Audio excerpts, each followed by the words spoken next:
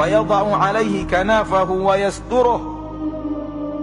Sesungguhnya Allah tabaraka wa ta'ala akan mendekatkan seorang mukmin pada saat hari berhisab, di mana semua hadir, yang pernah hidup di dunia hadir, malaikat-malaikat Allah hadir. Wa ja'a rabbuka wal malaku saffan saffa, dan Rabbmu datang, malaikat sudah berbaris-baris.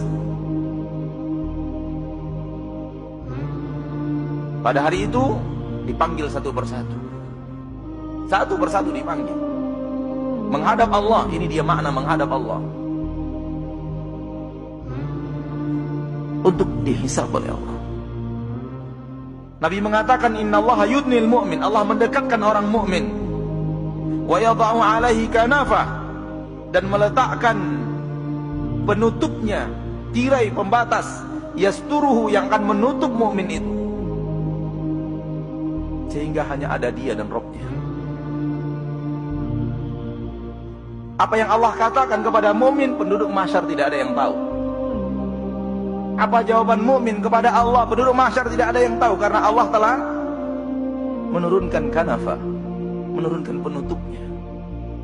Apa maknanya di sini yang bisa kita ambil? Yang makna yang kita ambil di sini hanya kita dan Allah. Maka latihanlah untuk hanya antum dan Allah, hanya antum dan Allah. Latihan untuk mencari waktu untuk beribadah yang ada hanya antum dan Allah. Rajinlah sembunyikan amal saleh. Rajinlah salat tahajud di malam hari, karena ketika antum tahajud hanya ada antum dan Allah, di mana semua manusia tidak tahu apa yang antum kerjakan. Rajin baca Al-Quran di kesendirian.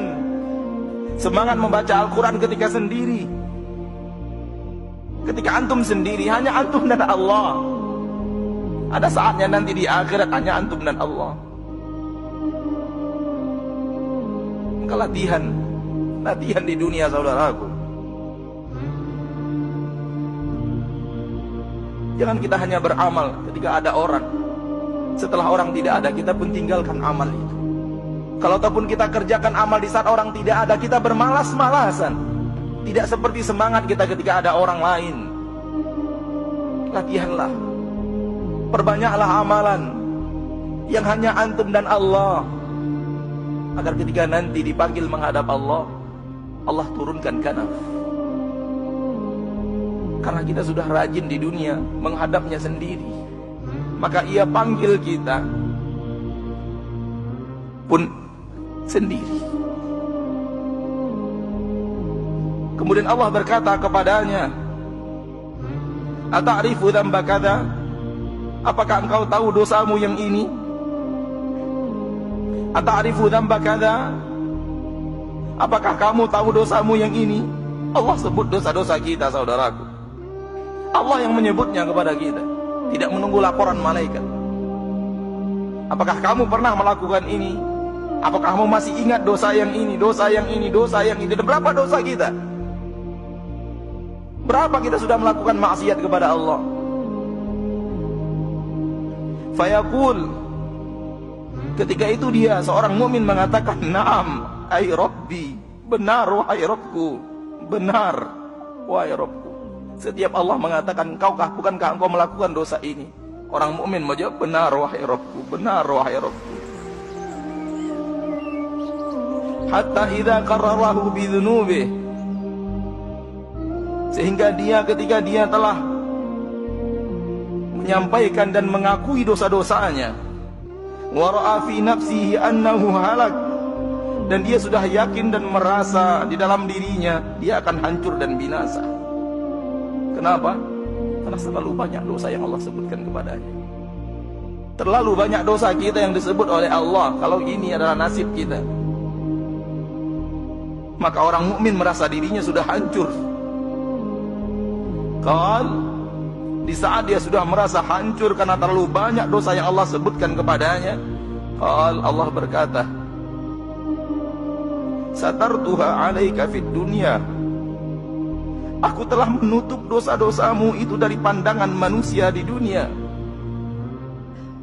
sehingga orang lain tidak tahu atas dosa yang kamu lakukan. Satartuha 'alaika fid dunya, aku tutup dosamu itu di dunia. Wa ana aghfiruha lakal yaum, pada hari ini aku ampuni dosa-dosamu itu. Ya akhi, antum berbuat maksiat, kita berbuat maksiat, dan orang tidak tahu bukan karena kita pandai menyimpannya, namun murni karena Allah menutupnya. Kalau Allah membukanya dengan sekejap mata, Allah bisa lakukan apapun untuk membuka aib kita. Wallahi, wallahi, wallahi, kalau aib kita dibuka oleh Allah, kita akan diludahi manusia. Begitulah kita dengan dosa kita yang terlalu banyak. Demi Allah, tidak akan ada orang yang menghargai kita kalau orang tahu apa yang kita lakukan. Namun Allah pengasih dan penyayang, yang menyayangi kita dengan menutup aib-aib kita. Maka jangan pernah merasa menjadi manusia suci. Jujurlah kepada diri antum dan jujurlah kepada Allah apa yang telah antum lakukan. Jujur kepada diri sendiri apa yang telah kita lakukan. Dan bagaimana kalau yang kita lakukan itu orang tahu, Allah bukakan. Demi Allah, kita tidak tahu di mana mata kita ini harus, kemana wajah kita harus kita sembunyikan. Karena hanya di akhirat kelak, orang yang selalu menghadap Allah di kesendirian dan minta ampun, minta maaf kepada Rabb-Nya, mereka lah yang akan mendapatkan apa yang dikatakan Rasulullah SAW dalam hadis yang sahih dari Imam Bukhari dan Muslim ini. Allah panggil menghadap, Allah turunkan penutup, hanya Dia dan Rabb-Nya. Hanya Dia dan Rabb-Nya. Ya akhi, rajin-rajinlah antum melakukan amalan, hanya antum dan Rabb antum, yang lain tidak ada. Istri tidak ada, anak tidak ada, saudara tidak ada, sahabat tidak ada. Tak ada manusia kecuali hanya anda dan Allah. Supaya di akhirat itu yang Allah akan lakukan kepada kita. Rajin-rajinlah minta ampun di dunia, supaya di akhirat benar-benar ketika kita minta maaf kepada Allah, Allah maafkan dosa dan kesalahan kita. Nabi melanjutkan, wa ammal kafir, adapun orang kafir, wal munafiqun, dan orang-orang munafik, fayaqulul ashhad, berkata saksi-saksi, mereka tidak diturunkan penutup, dikata saksi-saksi, haula'i alladziina kadzabu ala rabbihim, mereka orang-orang yang telah mendustakan Rabb mereka. Ala la'natullahi 'alal zalimin, ketahuilah bahwa laknat Allah untuk orang-orang yang zalim. Orang zalim, orang musyrik, orang kafir, orang munafik, yang benar-benar munafik, tidak diturunkan penutup. Allah menyampaikan kepadanya dosa-dosanya di hadapan orang ramai. Dan bukan orang ramai seramai ini, dari mulai manusia pertama Nabi Adam sampai manusia terakhir yang mati dengan datangnya hari kiamat. Mari mau kita letakkan di mana wajah kita ketika itu? Kalau kita yang mengalami, na'udzubillahi min dzalik, maka lakukanlah di dunia. Lakukan di dunia.